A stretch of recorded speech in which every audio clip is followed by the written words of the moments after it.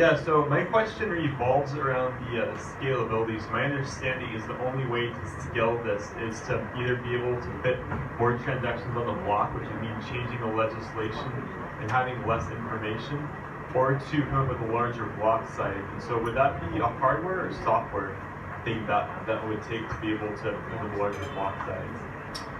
I think it's actually a false choice. It's kind of, and it's funny how the politics of the scaling debate have turned this into a Manichaean choice, a grand battle between good and evil. And humans tend to do that, especially when it comes to deciding complex questions, right? It's not a choice. It's not black and white. In order to scale, we will move transactions off-chain, scale the size of the transactions themselves, and increase the block size, and then rinse and repeat. Move more off-chain, reduce the size more, come up with other optimizations, and increase the block size again, and then do it to the second layer, and then expand to a third layer, and who knows. And we've seen this process play out on the internet. There's no one solution. You don't just go, I didn't have scale and now I have scale. Scale's a moving target. As soon as you deliver scale, people invent applications to use that new scale. So we can at the moment do 3 million people at $2 a transaction. Well, if today we could do 30 million people at 10 cents a transaction, tomorrow we'd have 30 million people trying to do 10 cents transactions, and we have a scaling problem all over again. Rinse and repeat.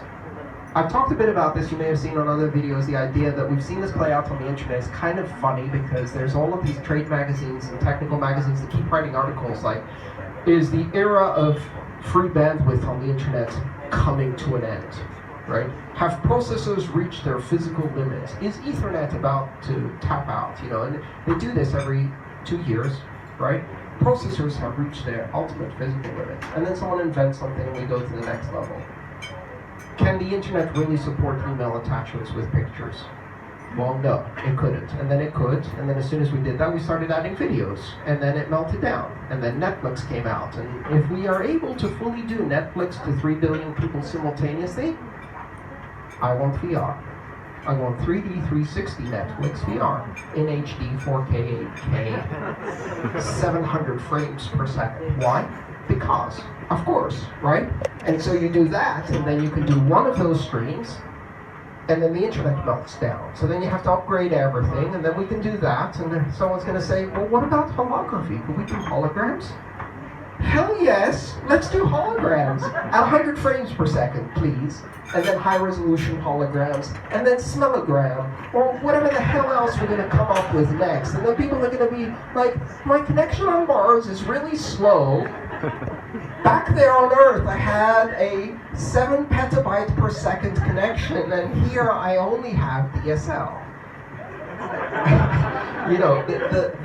The desire and demand for capacity on digital systems is absolutely unlimited because we will find new interesting things to do. And those things will require more bandwidth, and they'll require more processing, and they'll require more storage. I remember having this conversation once when somebody told me one day, do you think one day we're going to have a music device that can store all of our music on a single device? I said, yes. One day we will have a device the size of a fingernail that can store 100,000 songs and every piece of music you've ever bought. Now, we can do that today, right? And then my next prediction, which came true really, really quickly, was, and then you can't do shuffle anymore. Then you need a DJ, because otherwise your shuffle makes no sense.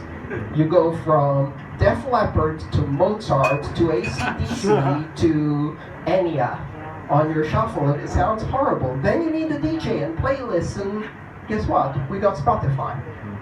The point being that this is how things escalate, and scale on Bitcoin is going to be like that. If it's possible to do cheap transactions, I want to do cheap transactions for things you haven't thought about yet. And that's really where all of the interesting stuff is. It's in the dimension of scale that we cannot do today. People say, can we do Visa-level transactions? Screw Visa-level transactions. What happens when we can do 1 billion times Visa-level transactions?